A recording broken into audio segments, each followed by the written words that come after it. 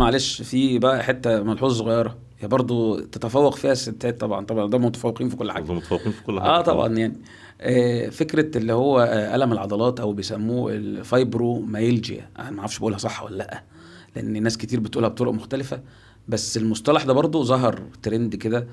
الناس بتبقى عندها وجع في العضله وهي مش عارفه الوجع فين، او الالم مش عارفه تحدده، وهل هو ده الم مثلا هو اسمه كده فايبروميالجيا، ولا دي حاجه تانية شد في العضلات مثلا، ولا حاجه تانية. ايه هو القصه دي؟ الموضوع ده بالنسبه لنا انا عايز اعرفه يعني. طيب هو مبدئيا فايبرو ايوه، ميالجيا. فايبروميالجيا. فايبرو جاي من الفايبرز، من الفايبرز صح. الانسجه، أيوة. الالياف، الالياف جايه تمام من الفايبر. صح. المايا دي مايو يعني عضلات، عضله هو الاسم لاتيني على جريجي. تمام. يبقى احنا عندنا انسجه وعضلات. وعضلات. الجيا ده اللي هو الالم او الوجع، الم في الانسجه والعضلات. هو ده المصطلح. وانا عجبني جدا ان انت قلت عليه مصطلح، ما قلتش مرض. ايوه بالظبط. هو اتصنف مرض يعني بقى مرض، بقى مرض، بس هو اصلا مصطلح يعني. هو لا التسميه لو انت تلاحظ التسميه بتاعت الفايبروميالجيا اسمه ايه بالعربي؟ لو الم العضلات والانسجه الليفيه. والانسجه اللي فيه تمام. يعني انا لا قدر الله، يعني لو انت عندك فايبروميالجيا هسالك وانت بتتكلم عربي، هسالك انت عندك ايه؟ مش عارف. لا هتقول لي انا عندي الم في العضلات والانسجه. ما انا اصلا مش كنت السؤال اللي هساله لحضرتك، انا اصلا مش عارف هو ايه الحته اللي بتوجعني، اقول اللي انا هي دي عندي ما هو اسمها انت رحت اشاور فين انا يعني. انت متشخص فايبروميالجيا ايوه تمام. ازاي بقى تشخص؟ فحد هيسالك انت عندك ايه، هتقول له الم الانسجه انا عندي الم في طب المرض ايه؟ فين في انه حته بالظبط؟ هو ده الفايبروميالجيا. ايوه في يعني ملوش مكان. هو انت بتحس بايه؟ ايوه بص هقول لك انا، انت الدكتور ماشي انا موافق. وانا مريض جاي اشتكي لك، بعد الشر. فانا جاي لك يا دكتور احمد اشتكي. يعني انا الدكتور دلوقتي. انت دلوقتي الدكتور الطبيب المعالج، ماشي الله يخليك. وانا عيان مش عارف عندي ايه، بس هشتكي لك من الاعراض المذكوره في الفايبروميالجيا. ايوه قول لي بقى اشتكي لي. انت اسال وانا هجاوبك. طيب دلوقتي انت ايه الشكوى اللي عندك بالظبط؟ جسمي كله بيوجعني. فين بالظبط؟ قول لي اماكن الوجع. اماكن الوجع، ايديا بتوجعني ورجليا بتوجعني، ظهري بيوجعني، مش بقدر اتحرك، يعني بقوم بالعافيه من على الكرسي. بتبقى قاعد فتره طويله يعني تقوم مره واحده يعني ولا ببقى قاعد ولما اجي اقوم بقوم بالعافيه. تمام وعلى طول في حاله اجهاد، تعبان على طول، تعبان على طول تعبان، حتى لو ارتحت تعبان يعني، بعد ما ترتاح او تاخد مثلا قسط من باستمرار الراحه تعبان. زي ما بيقولوا يعني. باستمرار تعبان، والموضوع يعني بقاله اكتر من 3 شهور. حضرتك بقى يعني تابعت، رحت الدكاتره كتير والله يا دكتور احمد انا كشفت عظام ومخ واعصاب، وكشفت وعملت كل التحاليل، عملت كل الاشعاعات، ما فيهاش اي حاجه. عضويا تمام. كل الدكاتره قالوا لي ان انت سليم 100%. طب يبقى انت بقى في حاجه نفسيه مزعلاك؟ انا على طول متضايق. ليه بس؟ مين اللي مضايقك؟ يعني عندي حاجه تقدر تقول ان هي اكتئاب. ليه بس؟ مين اللي مضايقك غير المدام يعني؟ مين اللي مضايقك يعني؟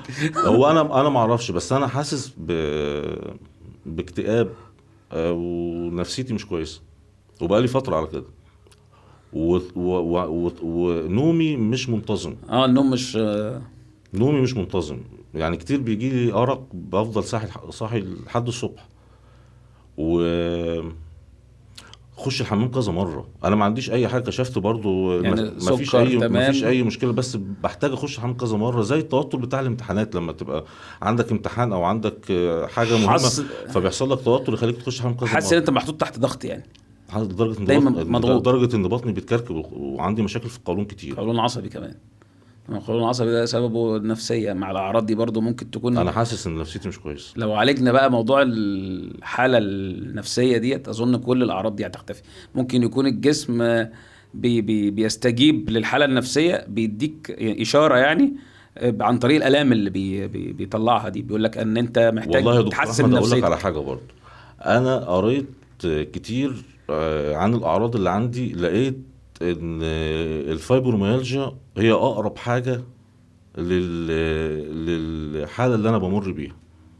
ايوه ده مصطلح بقى جديد. طب خلينا بقى بص انا غلب حمار كده ومش عارف اسالك تاني كدكتور بقى، فنرجع هو فعلا بقى. على فكره عايز اقول لك حاجه النقطه دي، الفايبروميالجيا محيره الدكاتره نفسهم. ايوه بالظبط، فبالتالي اصل هتبقى انا محيره قلت لي يعني. انا اصلا احترت دلوقتي كدكتور. هو في نظريات عن نرجع بقى للوضع الطبيعي، حضرتك الدكتور احمد داوود وانا احمد خيري العبد الفقير الى طيب الله. الفايبروميالجيا دي ولا هي مرض مناعي تمام. ولا التهابات ولا وراثي، ملهاش سبب معروف، ملهاش سبب محدد. تمام. كل وظائف الجسم شغاله بكفاءه 100%، ما عندكش اي عيوب عضويه. ما عندكش اي امراض. الفايبروميالجيا ليها علاقه وطيده وثيقه بالحاله النفسيه. وده مكتوب في كل المراجع اللي بتصنف الفايبروميالجيا كمرض. تمام. لازم الحاله النفسيه هتلاقيها موجوده. اعراضها عباره عن الم، بس الم مستمر بيستمر اكتر من 3 شهور، زي ما انا وصفت لك بالظبط كده الحاله دي. ان انا كنت ايوه صح، حضرتك كنت بتقمص الدرج قوي يعني ما شاء الله. ده كل اللي مكتوب كاعراض بالنسبه للفايبروميالجيا، لكن كامراض عندك انت ما عندكش حاجه، حالتك النفسيه مش كويسه لفتره طويله. يبقى احنا مسكنا اول خيط في العلاج، ان احنا اكيد في علاقه بينهم.